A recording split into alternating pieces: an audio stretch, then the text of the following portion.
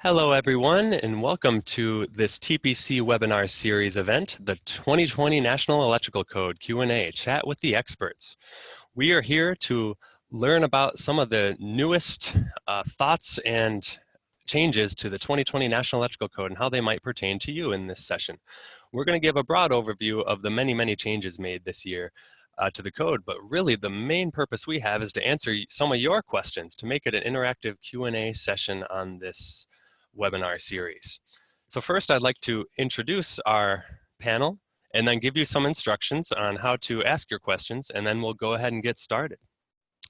Our panel today includes three professional experts in the world of the National Electrical Code. The first of which is Bob Kluke.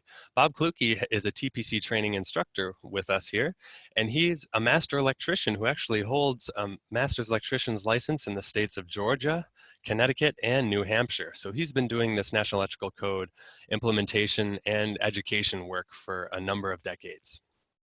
We also have Mike Leitzel on the panel with us today.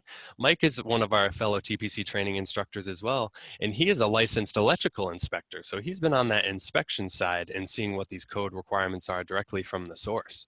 He holds a National Code Council license, and he's been holding that license for over 10 years. So he's got a lot of experience to share with us today. And finally, we have Amy Bonilla from Jade Learning. She's the vice president of Jade Learning, and she's been over 13 years in the continuing education business. And so she has a lot of knowledge on the statewide adoptions of the National Electrical Code and the state-by-state requirements. So if your questions today are about what's in the book, we got you covered. If your questions today are about how the adoption is or what some requirements might be in your state, we also have you covered on this informational webinar. So let me start by giving you some instructions on how to ask these questions of our panel. If you go up to your toolbar for this Zoom software, you'll be able to see something we call the chat box. So if you go up to the chat box and click the chat window, you should see a box that opens up where you can type in a message. Now, you want to be careful not to type the message to all of the people on this webinar, but instead select all panelists. And when you select all panelists instead of all panelists and attendees, try to avoid all panelists and attendees. If you choose all panelists and type in your message, that message will come to us and that question will be received by us. And then at the end of our short presentation today, we'll go ahead and start addressing your questions, and I'll make sure to get your questions answered and asked to our panel.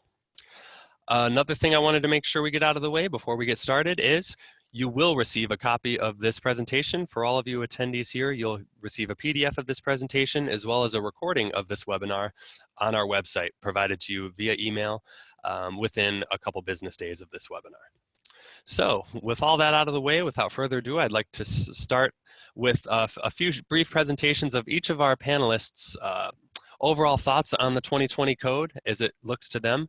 We got the first few chapters of the book covered by Bob Kluke, and then the next remaining chapters covered by Mike Leitzel, and then we'll look at an overall countrywide view from Amy Bonilla, and then we'll be able to open the floor for questions. So without further ado, let's go ahead and give it over to Bob Kluke. Bob? Good afternoon, everyone. And as Ryan mentioned, our presentation is going to be fairly short because this is going to be mostly questions and answers. And so we will cover, a few things. The first things I'd like to cover would be the new articles that are going to be upcoming here in the 2020 National Electrical Code. So the first new article, Article 242, over voltage protection. And so what the code making panels did with this article is they sort of combined Article 280, surge arresters, and 285, surge protected devices that were both in the 2017 code, and combined those into one article. So they deleted two articles and they came up with this one article, which is basically the two articles combined. So that's it. The part 3 of it does cover over 1,000 volts. The next new article I'd like to talk about a little bit, Article 311, medium voltage conductors and cable. And if you guys have been in the code book as much as I have, then you would know that this has been covered before. It was in Article 328, which they did delete. And so, and the whole reason for that is because they rewrote Article 310. And so that's a great thing. So for instance, in Article 310, it covered all conductors before, and if we needed to find the ampacity of a medium voltage conductor, we had to go into Article 310. Well, now Article 310 is only going to cover conductors that are 2,000 volts and less. So when we get into medium voltage, we have our own article now. It's going to have the ampacity in there. And one great thing they did in Article 310 is they changed 310.15b16 back to 310.16, which it had been for a lot of code cycles before they changed it. So Article 311, basically a new one just for those code sections. And the next one, also in Chapter 3, which is wiring methods, is Article 337, brand new type of wiring method as far as the National Electrical Code is concerned, but not as far as the industry that used this. So 337 type P cable has been used for a long time in the oil and gas world, out on rigs, on anything that might be on land. And this is the toughest cable you would ever find. UL 1309 is the standard for this cable. It can be run over, it can be put in salt water, it can be out on a drilling rig.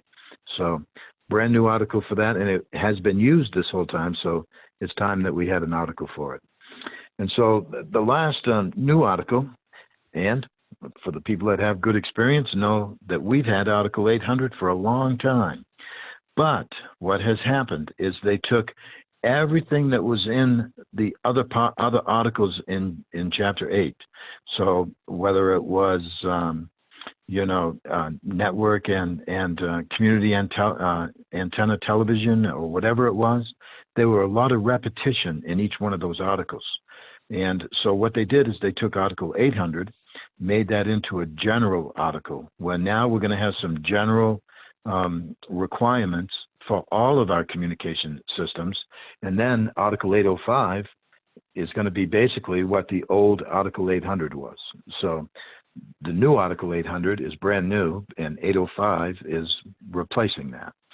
So those are the 4 new articles, and I did want to talk a little bit about some of the significant changes in maybe the first few chapters, and Mike will take care of the rest.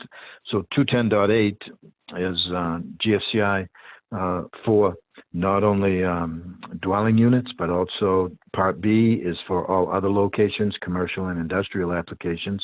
This particular change here is in Part A for dwelling units, and now it's going to reflect some of the information that we know now about GFCIs.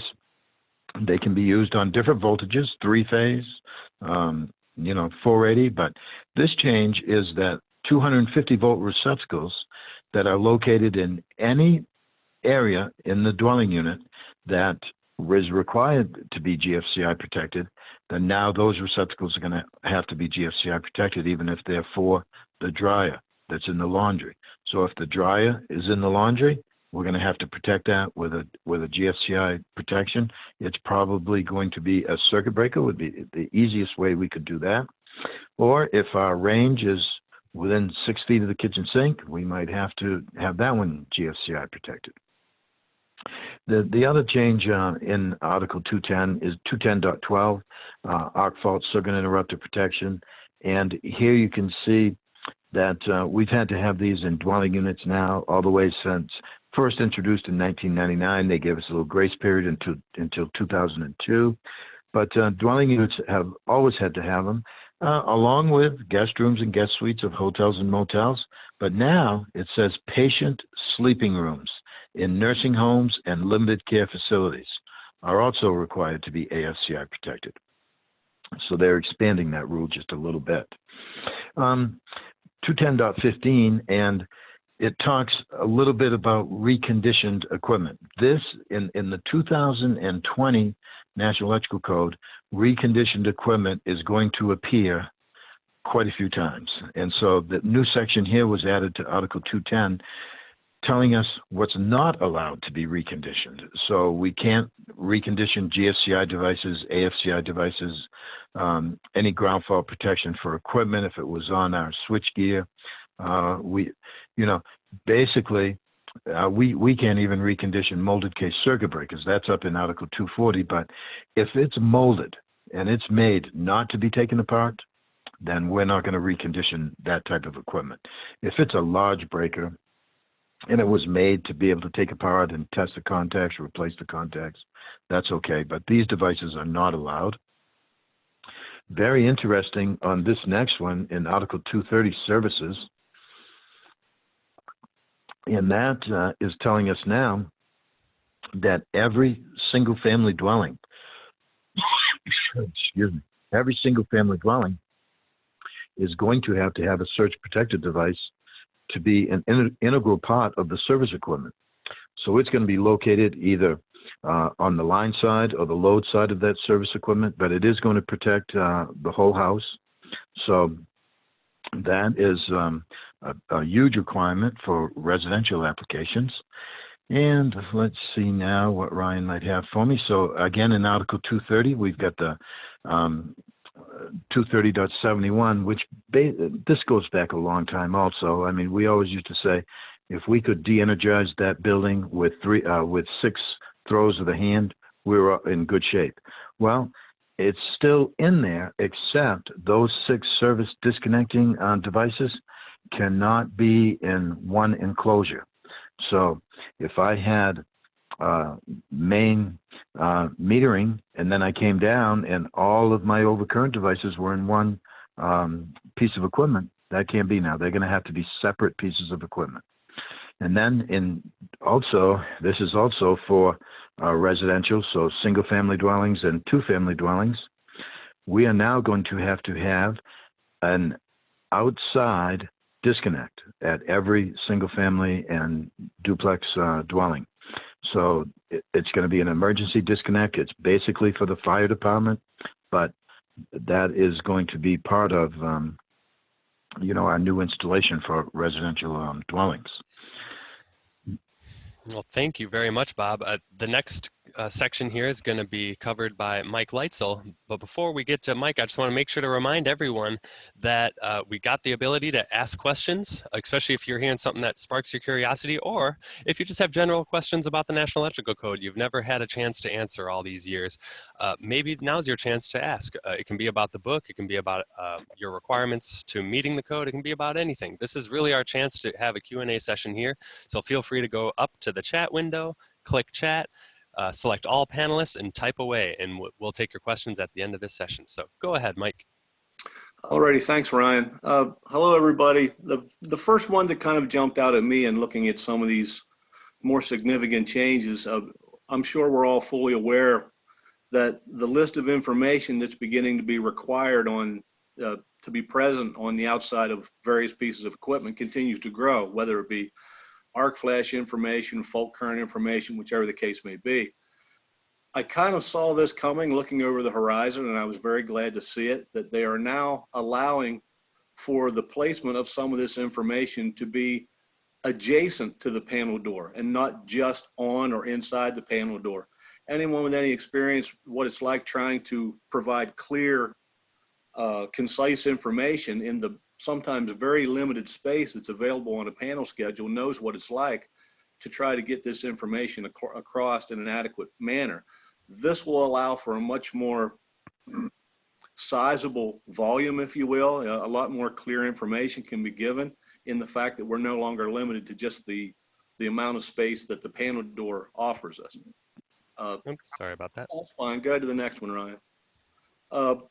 Along with this, some of the information that I was just mentioning, fault current calculations, short circuit current calculations, nothing necessarily new under the sun in the fact that this information is required, but the requirement does now go further to where they want the available fault current and the date that the calculation was performed field mark on the enclosure of the point of supply in other than 1 and 2 family dwelling units.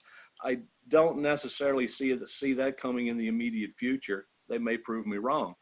But all of this is just, once again, part of the effort to get the information out there on the equipment so that the qualified individuals, if the arc flash study hasn't been done yet, if the necessary studies haven't been performed yet, the qualified individual still has the information available to them in order to make their own PPE and safety determinations, and they're not just stumbling forward in the dark on a hope and a prayer. Next one coming up, I kind of saw this one coming. Grow lights, horticultural equipment in people's basements and sheds and everything else. We're beginning to incorporate a lot of different aspects of Article 410 through wiring, cabling, installation techniques. And they finally took a lot of these provisions and combined them into a new article, part number 16 in Article 410, which deals exclusively with horticultural lighting equipment and the associated requirements. I won't go too much deeper into that. I look for this one to expand greatly as this, we'll call it an industry, expands as well. Go on to the next one, Ryan. Thank you. An exception here, I find this, I actually encountered this one in my experience over the years where we wanted to use this. You get into situations where it's a struggle as a contractor, a worker on a job site. As the job progresses, the drywall gets finished, the paint gets applied, it becomes more and more of a struggle to provide temporary lighting in a room as it becomes more and more finished. The various trades, they no longer want your temporary wiring sticking through the wall. They need to close that wall up. And slowly but surely, your temporary wiring, if it's even functioning at all, ends up being strung through a door opening or whatever the case may be. They are now allowing an exception in Article 590, which deals with temporary installations, where the permanent wiring in framed walls and ceilings, as long as it's GFI protected, can be used as part of your temporary wiring scheme, which is going to greatly help in the fact that you don't have to encumber any of the final permanent finish of the room, but you still have the means for providing the so-called temporary lighting in more permanent conditions. Last but not least, this one is probably going to rattle a lot of places in the future. They've added call it a more expanded level of attention on swimming pools, fountains, and similar types of equipment. We're all fully aware that swimming pool installations, swimming pool wiring, and things of that nature usually require a pretty thorough inspection, but it was typically only one inspection. Well, as time goes on, it's pretty hard to attest as to whether or not the condition of a wiring scheme 5, 6, 7 years down the line is still the way it needs to be compared to how it was when the initial inspection was done. The authority having jurisdiction is now permitted at their discretion to require periodic inspections down the line and even testing on pool-related equipment, which I think is a genius move in assuring a certain minimum level of safety and integrity on swimming pool wiring and the associated equipment. So this one I think is really going to affect the industry as a whole. Thank you so much, Mike. Now I'd like to give it over to Amy Bonilla to talk about some of the nationwide requirements. And again, we're getting some great questions on the line now, and keep it up, guys. We'll be able to answer your questions here after our initial presentations are done, and we'll be able to have some really good discussion here. So go to the chat line, select all panelists, and type away, and we'll be able to address some of your questions. So thank you so much, and take it away, Amy. I just wanted to go over the National Electrical Code adoption and look at some things nationwide having to do with the electrical code. So as most of you probably know, even though it's the national code, it's adopted at different rates in different places in the country. So looking at the states right now, there's about 29 states that are on the 2017 NEC. Well, there are 14 still on the 2014 NEC, and then a couple that are further behind, either with the 2011 NEC in effect or the 2008 NEC in effect. And there's a few states even that don't adopt it on a statewide level and either do it only at a county or municipal level. The biggest thing with the states adopting the code is that some of the states adopt it as is. Some of the states make amendments or revisions to the code. Some states are among the first to adopt it. A lot of times Massachusetts is one of the first states to adopt the new code. And then states like California might be consistently one code cycle behind. So in January, when the 2020 code is for 2020, that state will likely adopt the 2017 NEC and continue to be about a code cycle behind. And then some of the other states are a little bit more, it can change very depending on what the new requirements are in the new code. They may take longer to adopt it if there's any issues with certain parts of the code in that state. Looking at states that are going to be likely to adopt the 2020 NEC first next year, it's likely going to be Massachusetts. And then states below that, Colorado, Washington, Idaho, North Dakota, South Dakota, Wyoming, and Minnesota tend to adopt in the middle of the year around summertime. A lot of them are June to July. And then Texas generally adopts the new code around September. And then it continues to go from there. So some states adopt later in the year and then some will go on to 2021. One thing to note with this is, so we put some additional support. If you have very specific questions about NEC adoption, you can contact the NFPA. They have 2 regional code specialists that can help with that information. We're looking more at past states, what they've done in the past and how they normally adopt and progress through the different code cycles. But these experts would have more information if you have specific questions about what's ongoing in a state or any legislation or movement or anything that's going in progress in that state. They'd have more information on. So kind of related to that, the licensing exams for electricians are based on the National Electrical Code, but just like the adoption of the code, the licensing exam is also going to vary from state to state. So there's not a national licensing exam, it's by state jurisdiction. And so generally the state, the code that the state has adopted is generally the same code that the exam is on. Sometimes there's a little bit of variation as the new code is adopted and perhaps the exam hasn't been updated yet. So just put on here to show a couple states that we work with. California, their exam is still currently on the 2014 NEC, whereas North Carolina, Texas, and Washington, their exams for licensing are currently based on the 2017 NEC edition. And then something I wanted to point out about, can we go back to that slide? Sorry. Sure. One other thing I wanted to cover on that is that the states also tend to have state-specific requirements in the exam. So you'll notice that California has a section on the exam on safety. North Carolina has a section of the exam on business practices that actually relates directly to a book that they provide or that they reference to in the exam. And Texas deals directly with renewable energy in their exam, where a lot of states don't call that part out. And then some states like Washington cover state-specific rules and requirements in their licensing exam. So they cover the RCW WAC codes. So again, if you're looking to get licensed in a state, you're going to want to check with your state licensing board to see exactly what is going to be covered on their exam, because just like the adoption of the NEC, it's going to vary by state on exactly what's covered in their licensing exam. So one last thing to follow my theme of it depends on the state is the continuing education requirements. So Jade Learning offers continuing education for electricians nationwide, and we are a division of TPC training. And just like everything else, it depends on the state for what the requirements are. So some states require, strictly code update, 15 hours or 8 hours or 4 hours on the electrical code and the changes to the code that cycle. Some states have requirements on safety or state-specific rules or regulations or business requirements or practices. So it just really depends on the state.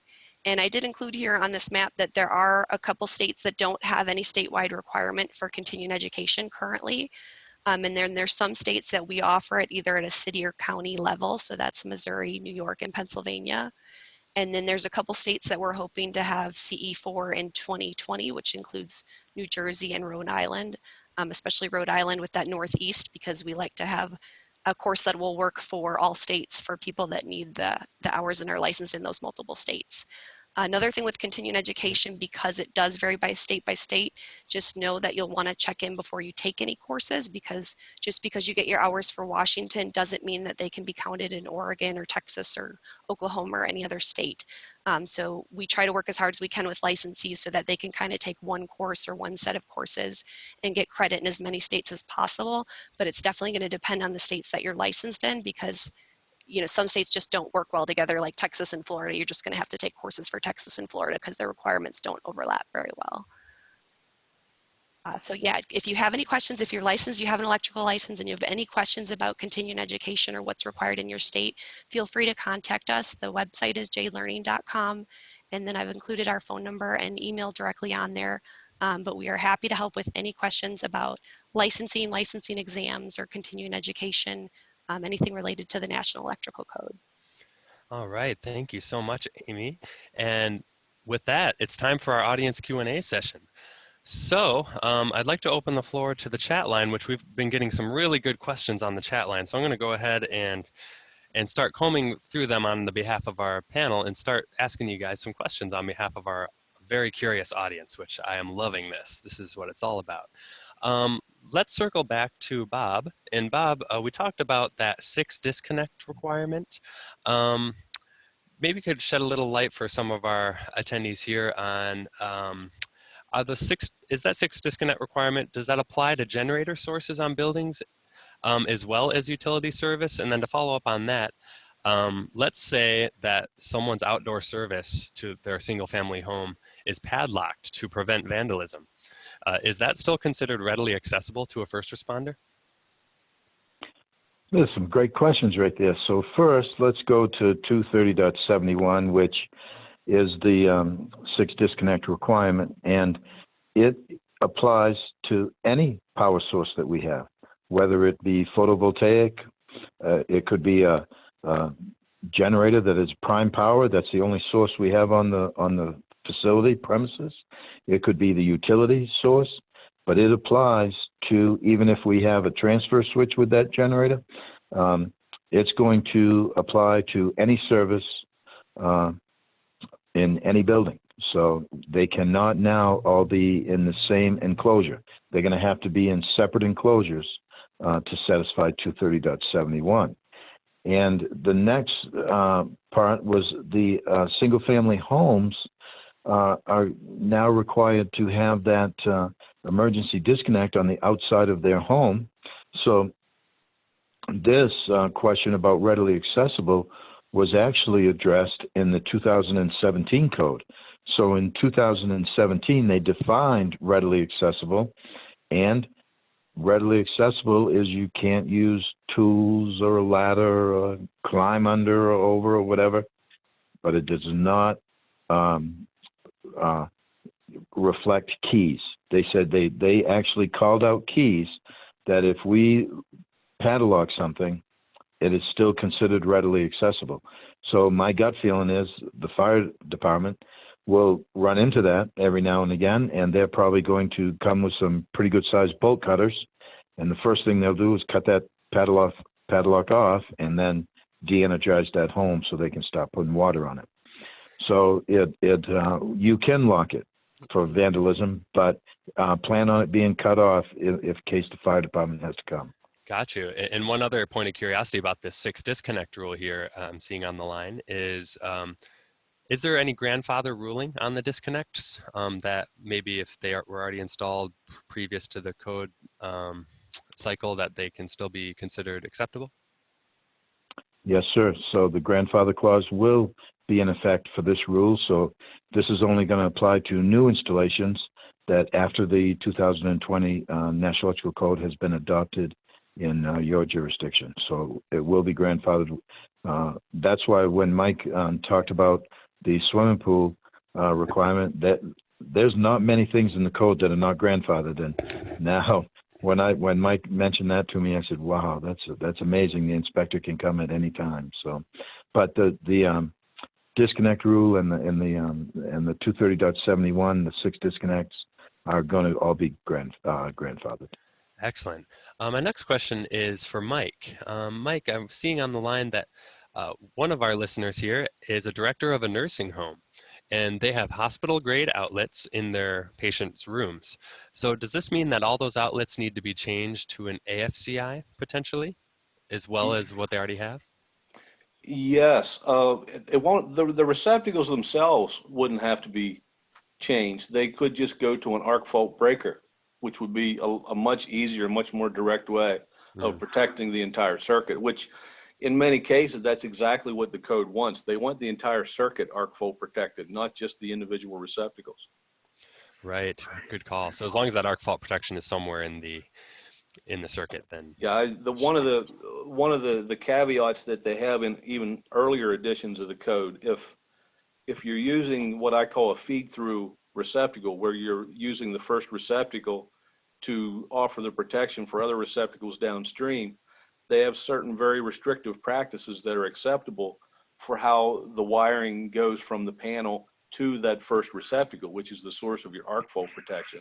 So in many ways, your life gets a lot easier if you just use a arc fault breaker and protect the entire branch circuit. excellent. So a question for Amy here is on the Wisconsin adoption in particular. A lot of curiosity about that outdoor disconnect rule that for the 2020 code that Bob has mentioned in this session. Do you have an idea of when Wisconsin might adopt that type of requirement in their state?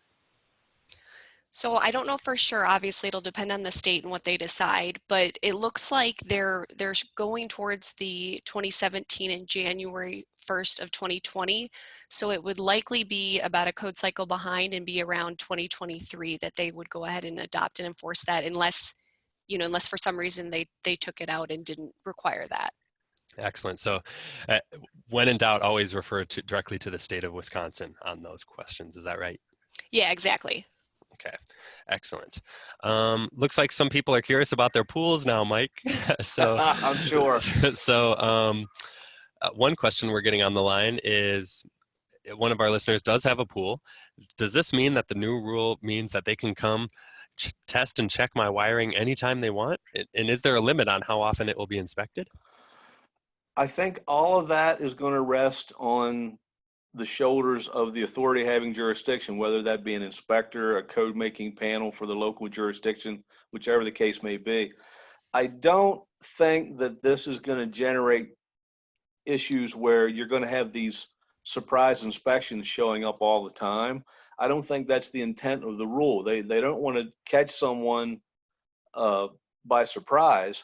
They just want to, on a regular basis, hopefully with planning and communication, that hey, once a year, once at the beginning of every pool season, whichever the case may be, we need to come and assure the integrity of the wiring system. I don't think it's intended to be an avenue for providing for spot surprise inspections.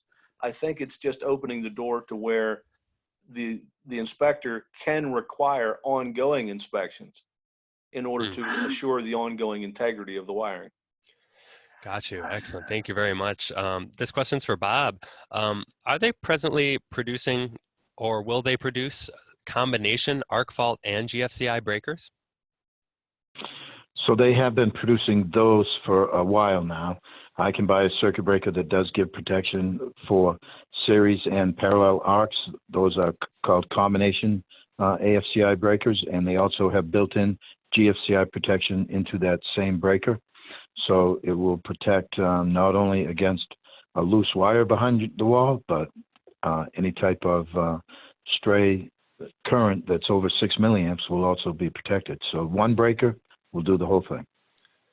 Excellent.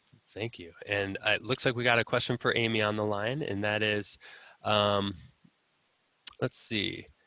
Can an architect get continuing education credits for 2020, for this 2020 Q&A? And actually, I can answer this question more than anything. No, we do not offer continuing education for this Q&A, but some of our courses and many of our JADE learning courses are approved for continuing education. And Amy, if you want to fill in any more on that. Yeah, one thing I would throw out, because it can depend, I'm not sure what state this, or if it's a nationwide license for architect, but some state licenses do have a requirement where if you attend a webinar, this kind of a session, you can get CE credit or PDH credit. But if they require a certificate or any kind of proof of the CE, then it wouldn't count. Obviously, like Ryan said, it's not pre-approved for any CE credit for any state. I see. Some people have some curiosity on our Q&A line about that AFCI GFCI, that one breaker. So I'll give this one to Bob here. Bob, let's say there's one breaker that's AFCI and GFCI. Does that one breaker require additional space in a panel, usually? No, it takes the same amount of space. So if it's a single pole, then it takes the same space as that. If it's a double pole breaker, we can accomplish both of this even on a double pole circuit. So, but they both take the exact same space. The only difference will be is they are going to come with their own neutral that is going to have to be connected to that neutral bar, and then the load neutral will be going onto the breaker. But as far as space goes, same space, but a little bit more work. Okay. And here's an interesting perception from the audience, and see if you guys have heard of this scenario before. Have you guys ever heard of remotely read electrical meters in homes or businesses? Remotely read meters causing house fires? And is that something you've heard of before? Someone was curious.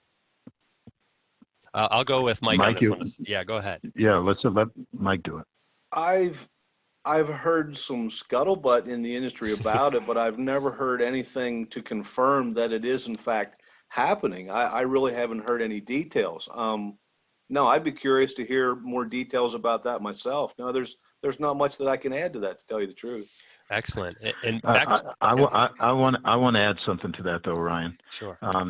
I have not heard of these meters causing additional house fires, but I have heard and experienced in person that when these interactive meters get installed, that your bill does go up. So I've experienced myself. So that's a different kind of fire. That's right. Right. Interesting. Let's see here. One more question on those dual purpose breakers. Do they come in 2-pole as well? Yes, sir. They Okay. sure do. Excellent. I think that here's a question actually related to the code, but not quite directly in what's in the book, and that is about NFPA 70E book, which is related. We got a question about 70E. Someone's curious about potentially conflicting information. One, they've wanted to understand if there is PPE determined as required for an electrical cabinet, if PPE is required to enter that cabinet if the disconnect is shut off before the panel door is open.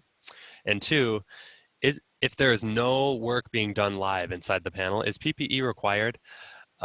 Mike, I'll give that one to you. Well, a lot of this is an interpretation issue.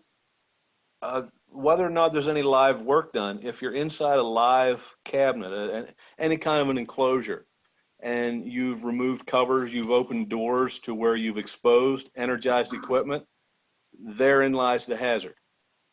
Equipment can fail. Arc flashes can be caused by the fact that you're in there interacting with the equipment. It can be caused by some outside effect.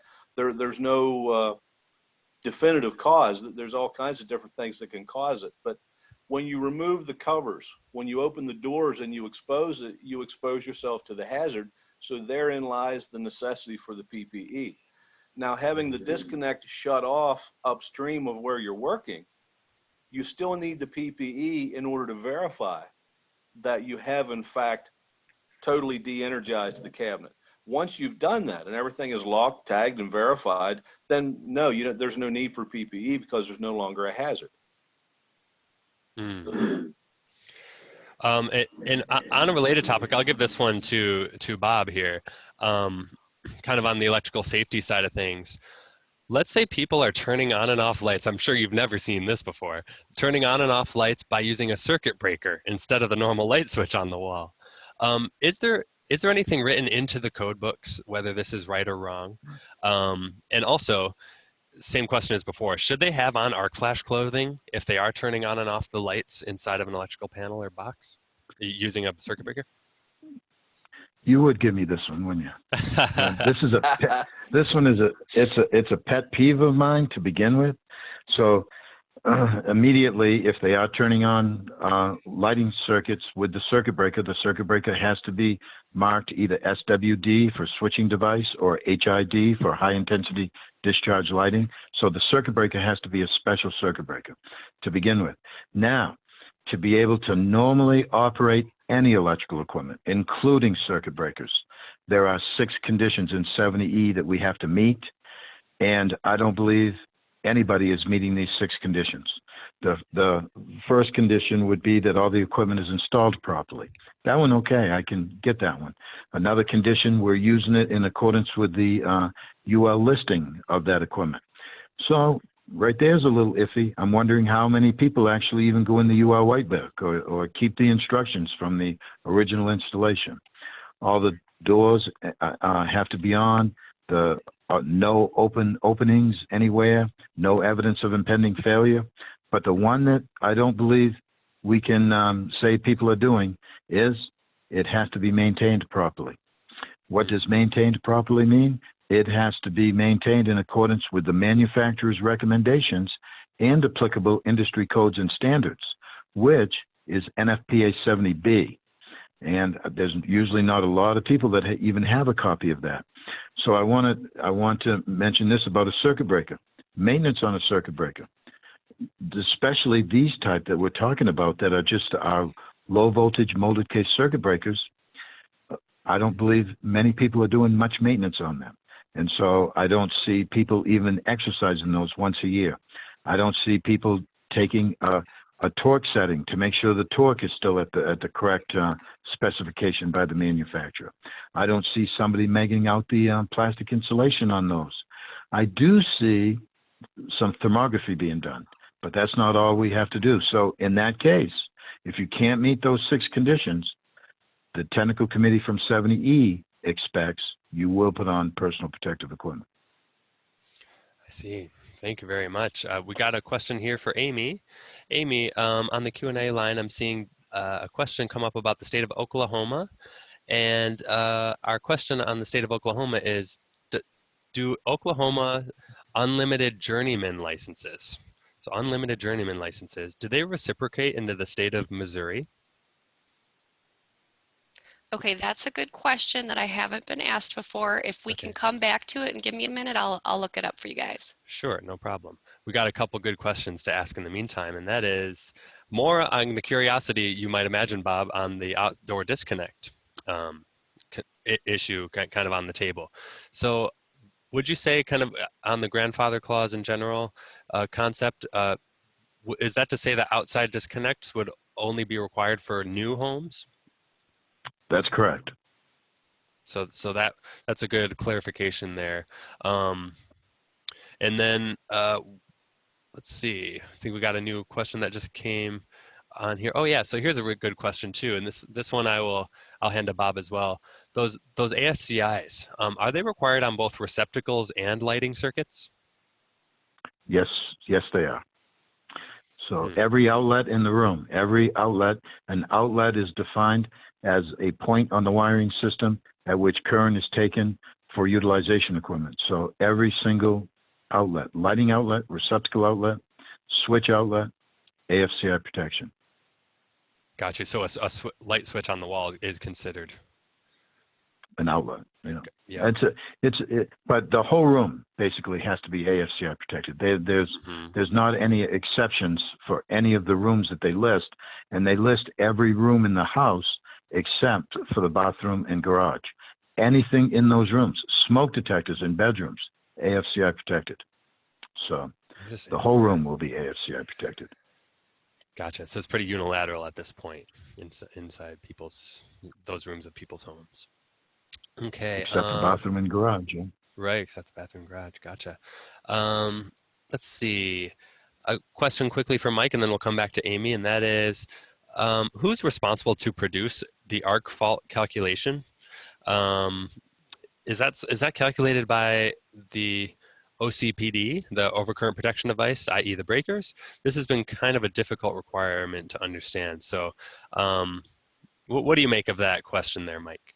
Well, the responsibility for the calculations, the responsibility for the labeling, the responsibility that information be there falls squarely on the shoulders of whoever owns the equipment. Like if you are a tenant in a building that's owned by someone else, whoever owns the building, whoever owns the electrical equipment, it's their responsibility for providing that information because they own the equipment. the calculations done, it depends.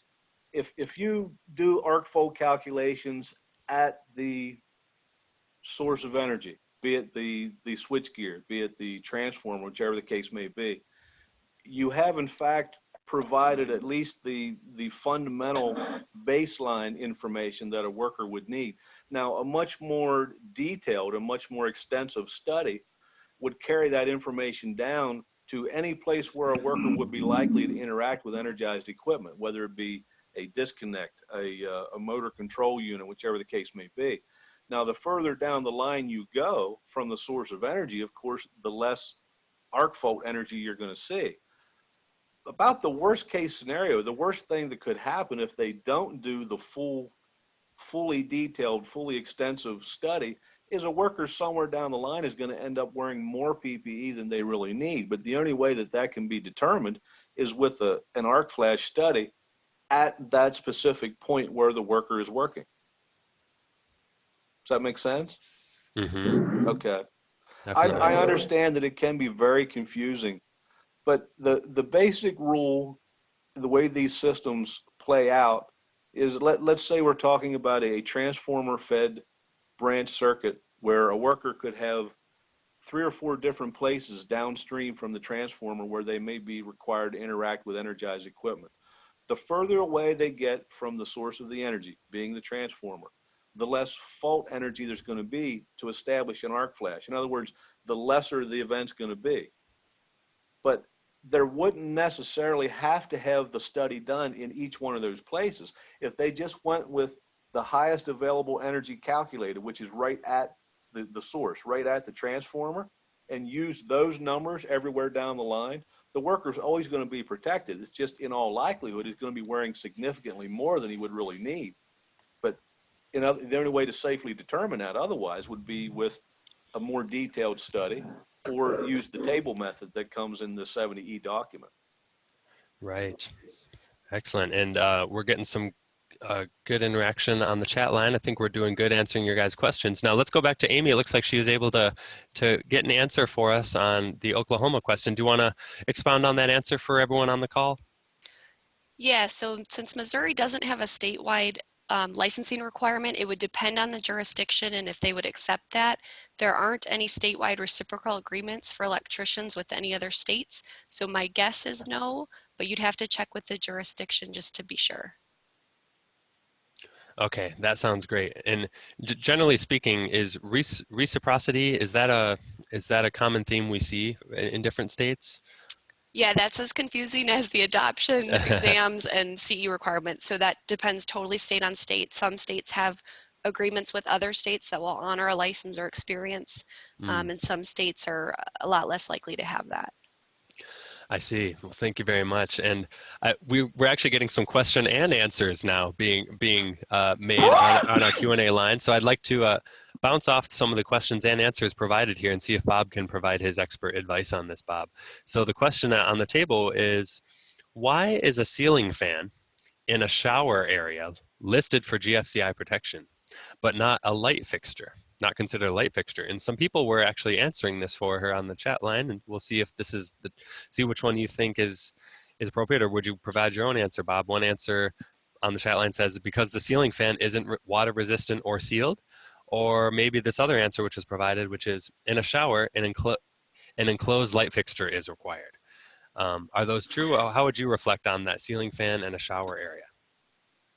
I love it when they answer those questions. That's awesome. Right.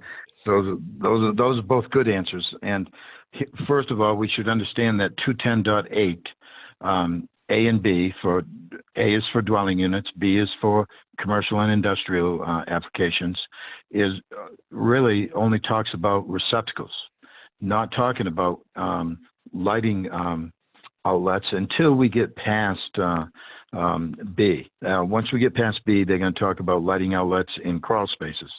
So in a residential environment, you have a bathroom. We cannot forget about 110.3B, which says we will install any listed equipment in accordance with the instructions that come with the listing and labeling. So if I take an exhaust fan in a bathroom and through its listing process, whether it's Underwriters Laboratories or ETL or whoever listed the fan, if they require that has to be GFCI protected, then I have no choice. I have to follow those manufacturers' recommendations, even if they're not in the National Electrical Code.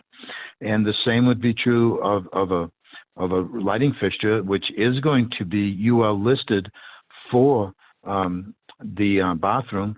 But you're right, it's going to be recessed. It's going to be listed for a wet location, and they don't believe that we're going to be changing that light bulb while we're taking a shower. We're probably going to be changing that light bulb when when we're not in the shower, when it's dry. So right now, the only time that a lighting outlet would have to be GFCI protected is if it came through the listing process, and the listing agency said that it would have to be GFCI protected. Excellent. Thank you so much, Bob. And thank you all for this interaction. I think I got one more question for you guys before we close up shop here. And that is, can you discuss more about what types of surge protection is required? I think maybe we were mentioning that. Was it Bob and maybe Mike?